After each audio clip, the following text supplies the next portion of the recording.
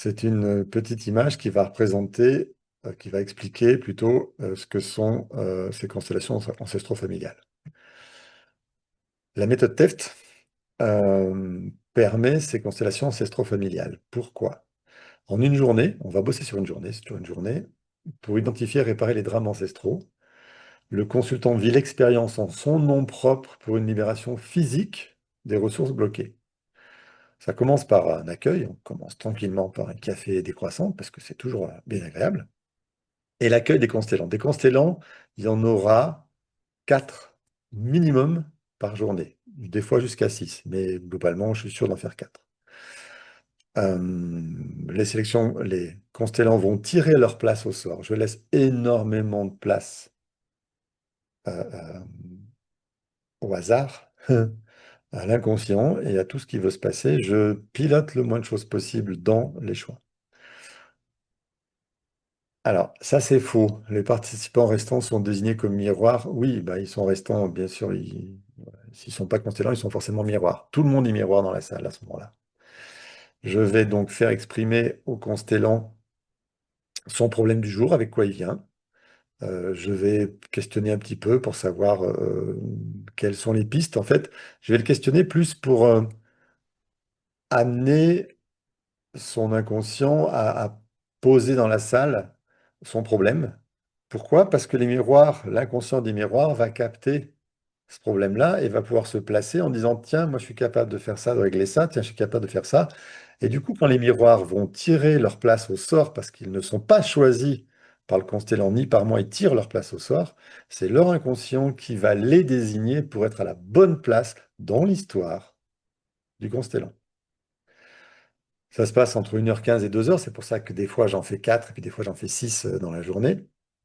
On va explorer profondément, on va les libérer de la même façon que j'ai fait qu'Elsa, c'est-à-dire que, alors de la même façon que j'ai fait qu'Elsa, non, c'est pas vrai, c'est pas pareil du tout. Euh, le consultant joue son propre rôle. Il est dans la pièce en bas de son arbre, il a ses parents face à lui, ses grands-parents derrière, ses arrière-grands-parents, etc., etc., etc. On monte avec les miroirs. Et je vais, moi, regarder les réactions des miroirs qui ont tiré au sort la place qu'ils ont. Je vais voir comment ils réagissent. Et suivant comment ils réagissent, je vais leur donner des indications, je vais leur faire se retourner et regarder leurs parents, je vais leur faire regarder leur mari, leur femme, leurs enfants. Bref, je vais aller capter le ressenti qui se passe entre eux. Et c'est que les miroirs qui me guident. Le constellant, il se tait, il parle pas, il observe, il a sa place dans l'arbre, il observe ce qui se passe. Donc moi, je vais aller chercher, en suivant le ressenti des miroirs, pour localiser la source du drame, quelle que soit la génération, hein. Ça peut être 3, 4, 5, 6, 7, 8. Des fois, il faut même arrêter parce que ça remonte trop loin. Donc à un moment, on bloque et on va permettre d'avoir des ressources là. Bref, on va, quand on a fixé la famille dramatique, réparer ce qu'il y a à réparer. Et réparer ce qu'il y a à réparer, c'est encore une fois la globalité du temps des enfants morts trop jeunes ou des parents morts ou des parents fâchés ou des parents qui ne s'entendent pas. Bref, tout ce qu'on peut avoir comme chose dramatique. Ce qui est absolument génial, et ça m'a énormément surpris. Mon côté cartésien a été même scotché. J'ai fait ça avec des élèves. En fait, pour mettre ça au point, le plus simple pour moi, ça a été d'inviter mes élèves qui étaient en formation à participer à ces constellations. Comme ça, je ne suis pas obligé de leur expliquer tous les principes. Ils savent très bien comment marche la thèse, la famille, tout ça, tout ça, tout ça. C'était vachement plus simple. Il n'y avait pas toutes ces barrières d'incompréhension à faire. Je les connaissais, ils me connaissaient, j'étais capable de voir si ce qu'ils faisaient, c'était viable ou pas viable. Bref, c'était plus simple pour moi de faire ça. Et c'est arrivé 2 fois.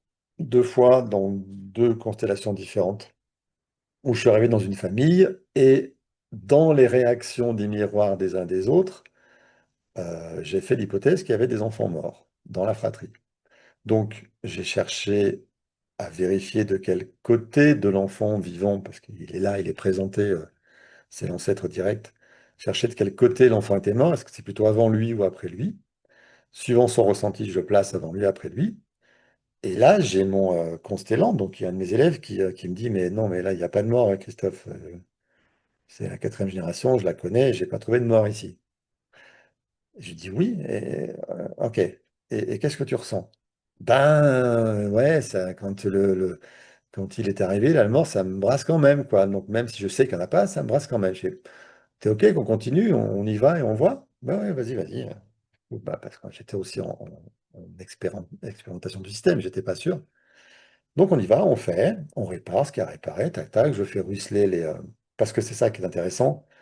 Si le constellant tient sa place, je peux faire ruisseler les ressources bloquées dans cette famille à cause du drame vers le constellant. Et le constellant, à sa place, peut se connecter physiquement à ses ancêtres derrière lui pour vraiment pour se voir. Et ça, ce, ce- ce- ce- le constellant explore sa problématique. Il va profiter de la réparation qu'ont fait les miroirs pour recevoir les ressources qui ont été bloquées jusque-là. Le miroir, il représente un ancêtre, il règle ses propres conflits en écho au sujet. Le constellant n'a pas de représentant. Pourquoi? Parce que s'il ne vit pas cette réparation dans ses tripes, c'est pas la peine. C'est pas la peine, il est dissocié de ça, il va pas prendre la réparation, il va moins prendre la réparation. D'accord? Et je continue sur cette histoire bizarre, c'est que quelques semaines après, je fais une autre constellation, ça se passe chez moi, au frais, sous les arbres, bref. Et j'ai une autre élève qui vient faire, je fais sa constellation aussi, je découvre la famille dramatique d'après les ressentis. Là aussi, je pose un enfant mort et elle me dit, non, Christophe, il n'y a pas d'enfant mort là, je les connais tous, j'ai tous trouvé, il n'y a pas d'enfant mort.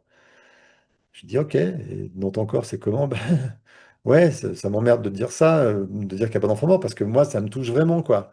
Mais je suis sûr, j'ai fait toutes les recherches généalogiques, il n'y a pas d'enfant mort. Bon, ok.